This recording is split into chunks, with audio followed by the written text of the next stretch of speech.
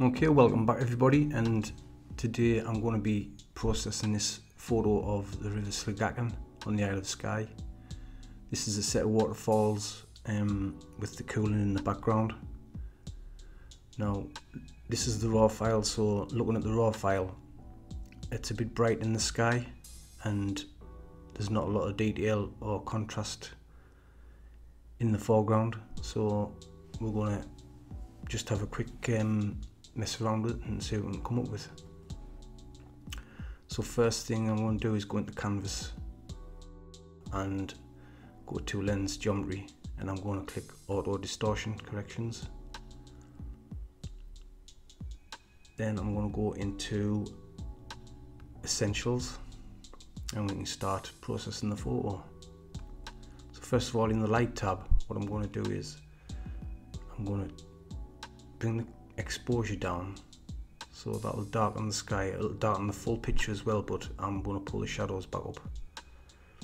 So I'm going to darken the sky down a touch and just slightly pull the highlights down, and then lift the shadows. So as you can see, the shadows around the rocks here is all coming back up and across here. That's good. Now I'm going to add a bit of contrast, so you'll see on these rocks here that you can see a bit of light, but this contrast will bring the light out even more. But I don't want to go too hard on the contrast, and I don't want it to go too contrasty. And what the contrast does is darkens the darks and lightens the lights, so that looks a bit better. Advanced settings, nothing advanced settings I want to touch. Now the next thing I want to do is go into AI enhance, and I'm just going to add a little bit of AI enhance on there, and you can see that it brightens it up a touch. Again, I don't want to go too mad on that, because if you go too mad it just ruins your photo. So around about 20 is fine for that. Now the sky enhancer, once I start sliding this up, you can see it's darkening the sky and bringing out a little bit more definition in the sky. So again, not too bad on that, just go to about 30 on that, and that's fine. Now I want to go down into the Pro tab. In the Pro tab I want an adjustable gradient, so that I can just bring that sky in a little bit more. So I want it from the top down, so click on the top, then set orientation, and that gives you your gradient on the screen there. Now if these bars here is the amount of gradation you want from the top to the bottom, so I want it pretty much a kind of like a medium grad, so I don't want it too soft and I don't want it too hard. That's about right there, and rotate it a touch and just slide it up, just so that the top of the grad is going to darken out quite a bit, and from here it's going to gradually go into nothing. It won't affect anything down here, but here will darken slightly and here will darken a little bit more, but the top will go is the main part that's going to darken. So in that, I'm going to touch the exposure, and I'm just going to pull the exposure down slightly, and as you can see, the top of the clouds is starting to darken. Give a little bit more definition in them. That looks about right there. That's what I want. Now I'm just going to pull the shadows up a little bit, because that'll bring up this little bit of mid-ground here. It'll pull the shadows up in there a little touch and bring the highlights up a little bit, so that you still got this little bright bit in the sky here where the light's coming through. Yeah, that looks okay. And what I'm going to do is I'm going to just cool it slightly. It seems to be a bit warm, so I'm just going to cool it down a touch and bring a bit more blue in on the outside. That looks fine. Right, now I want to go into advanced contrast, and down here I want to change the shadow contrast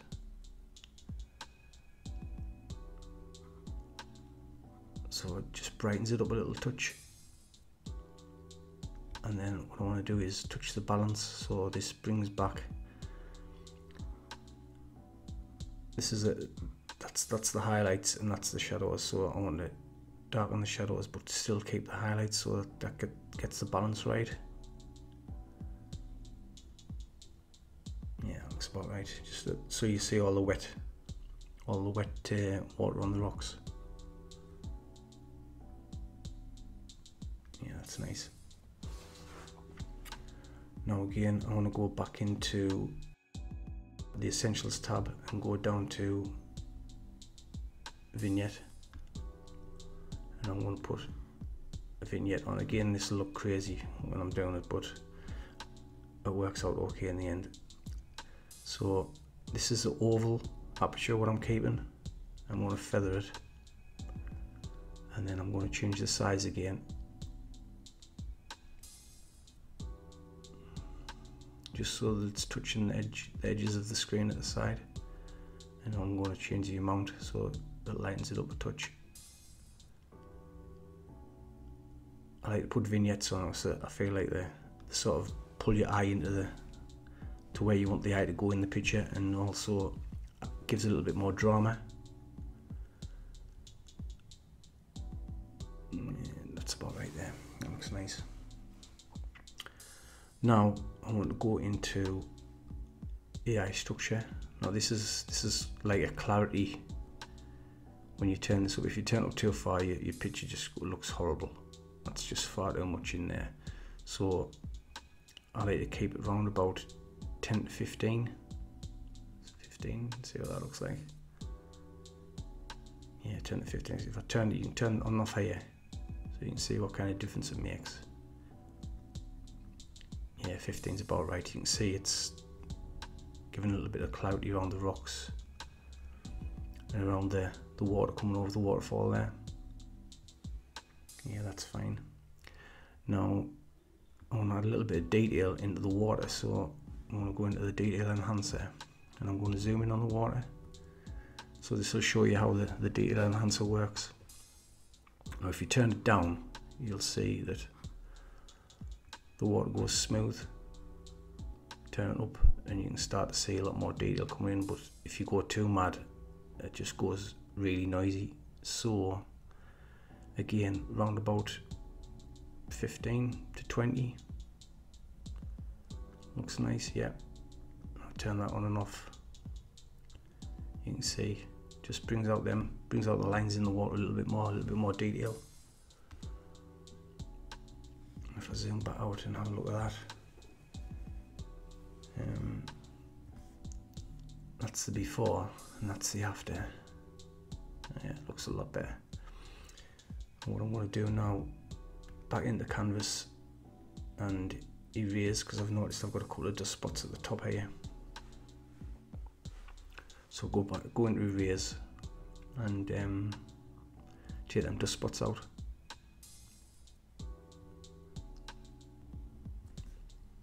Okay, so all I need to do with the erase is just zoom in slightly.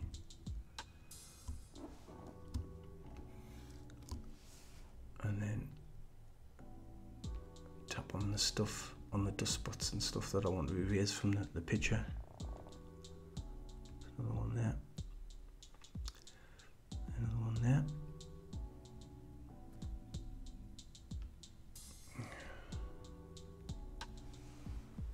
I think that looks like I've gotten them all. I think that's all I need to do now, and then just click erase, and there you go, gone. Click done, go back to the main screen. There we go, and that is pretty much the finished picture. So we've gone from that to that, which I think looks a hell of a lot better. Okay, so I hope you've enjoyed this video. If you did, give it a like, and remember, I'll be doing a few more of these, so if you subscribe and click the notification bell, you'll be notified of future videos. So that's it for now, until next time, goodbye.